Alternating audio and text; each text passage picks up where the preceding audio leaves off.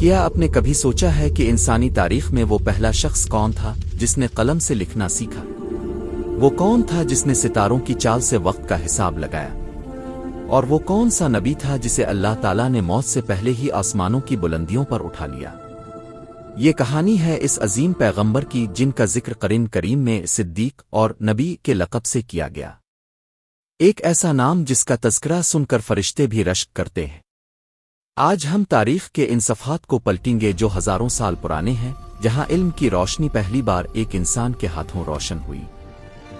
حضرت ادریس علیہ السلام اللہ کے وہ برگزیدہ رسول ہیں جو حضرت آدم علیہ السلام اور حضرت شیس علیہ السلام کے بعد مبعوث ہوئے۔ آپ کا اصل نام اخنوخ تھا، لیکن کثرت درس و تدریس اور اللہ کے کلام کی تبلیغ کی وجہ سے آپ ادریس کے نام سے مشہور ہوئے۔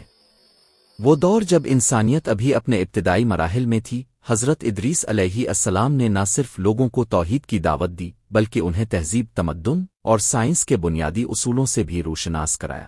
آپ کی زندگی اسرار اور معجزات سے بھری ہوئی ہے جو آج بھی عقل انسانی کو حیرت میں ڈال دیتی ہے۔ تاریخ بتاتی ہے کہ حضرت ادریس علیہ السلام نے حضرت شیس علیہ السلام کے علم کو آگے بڑھایا۔ آپ وہ پہلے انسان تھے جنہوں نے کپڑے سینے کا ہنر دریافت کیا۔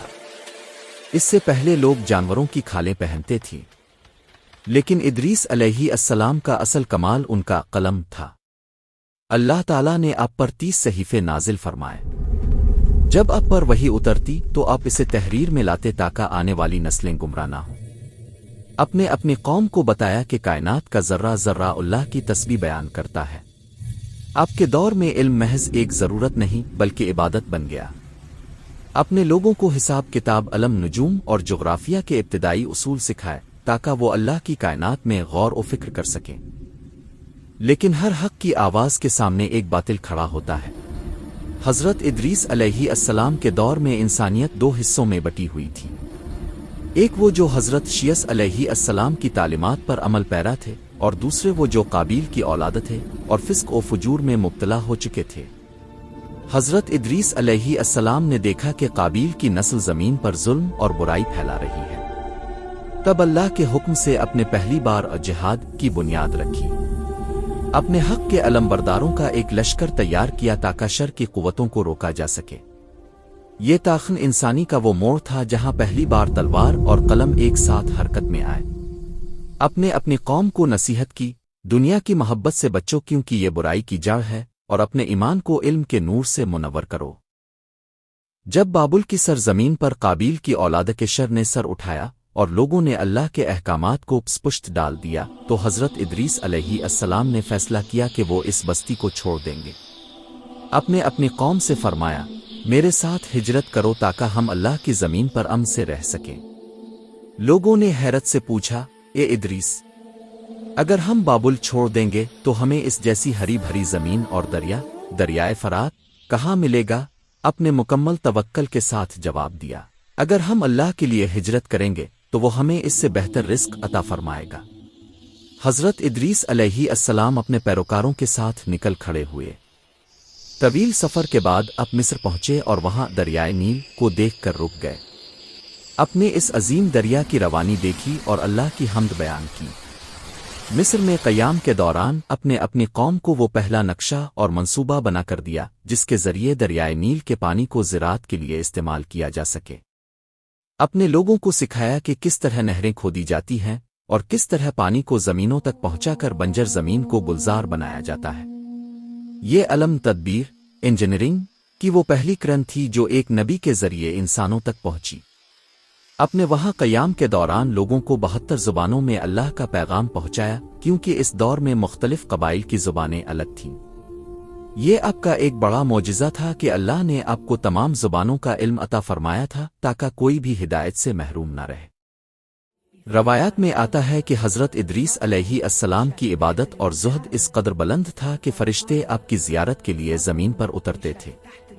ایک مشہور واقعہ ہے کہ ملک الموت اسرائیل علیہ السلام انسانی شکل میں آپ کی خدمت میں حاضر ہوئے۔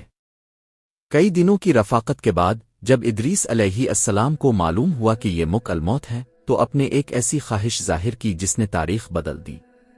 آپ نے فرمایا، میں چاہتا ہوں کہ میں موت کا ذائقہ چکھوں تاکہ میں اللہ کی ملاقات کے لیے تیار ہو سکوں اور پھر مجھے دوبارہ زندہ کر دیا جائے تاکہ میں مزید عبادت کر سکوں۔ اللہ کے حکم سے یہ معجزہ رونما ہوا۔ اپنے موت کا تجربہ کیا اور پھر دوبارہ زندہ کیے گئے۔ اس کے بعد اپنے جنت اور دوزخ کے مشاہدے کی خواہش کی تاکہ اب کا یقین عین الیقین بن جائے۔ قرآن مجید کی سورہ مریم میں اللہ فرماتا ہے ترجمہ اور ہم نے انہیں بلند مقام پر اٹھا لیا۔ حضرت ادریس علیہ السلام کو اللہ نے وہ مقام عطا کیا جو بہت کم لوگوں کے حصے میں آیا۔ روایات کے مطابق اب کو زندہ آسمانوں پر اٹھا لیا گیا۔ جب نبی کریم معراج کے سفر پر روانہ ہوئے تو اب کی ملاقات چوتھے آسمان پر حضرت ادریس علیہ السلام سے ہوئی۔ وہاں آپ نے انہیں سلام کیا اور حضرت ادریس علیہ السلام نے خوش آمدید کہتے ہوئے فرمایا خوش آمدید اے نیک بھائی اور نیک نبی۔ یہ وہ رفت ہے جو علم اور سچائی پر چلنے والوں کا مقدر بنتی ہے۔ راوی تصور کیجئے اس لمحے کا جب زمین سے ایک انسان کو اللہ کے حکم سے فرشتوں کے پروں پر بٹھا کر اوپر لے جایا جا رہا ہے۔ نیچے دنیا اپنے چھوٹے چھوٹے جھگڑوں میں مصروف ہے اور اوپر صدر علم نتاؤ کے قریب ایک سچا نبی اپنے رب کے قریب تر ہو رہا ہے۔ حضرت ادریس علیہ السلام کی زندگی کا یہ اختتام دراصل ایک آغاز تھا۔ یہ اس بات کا ثبوت تھا کہ جو شخص اپنے آپ کو اللہ کے دین کے لیے وقف کر دیتا ہے اور انسانیت کو جہالت کے اندھیروں سے نکال کر علم کی روشنی دیتا ہے، اللہ اسے کبھی تنہا نہیں چھوڑتا۔ اسلامی روایات اور مفسرین جیسے ابن کثیر کے مطابق حضرت ادریس علیہ السلام کے بارے میں یہ صحیح ہے کہ انہیں آسمانوں پر اٹھا لیا گیا تھا۔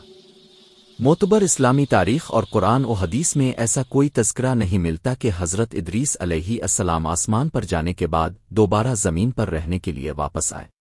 بعض روایات جو اسرائیلیت سے بھی متاثر ہو سکتی ہیں میں آتا ہے کہ چوتھے آسمان پر ملک الموت نے ان کی روح قبض کی تھی۔ نبی کریم نے بھی معراج کے سفر میں انہیں چوتھے آسمان پر دیکھا تھا، لہذا مستند بات یہی ہے کہ وہ آسمان پر ہی تشریف لے گئے اور وہیں ان کی زندگی کا زمینی باب ختم ہوا۔ حضرت ادریس علیہ السلام کی زندگی ہمیں 3 بڑے سبق دیتی ہے۔ اول، علم کی اہمیت۔ قلم وہ پہلا ہتھیار ہے جس سے جہالت کو شکست دی جا سکتی ہے۔ دوم، برائی کے خلاف ڈٹ جانا۔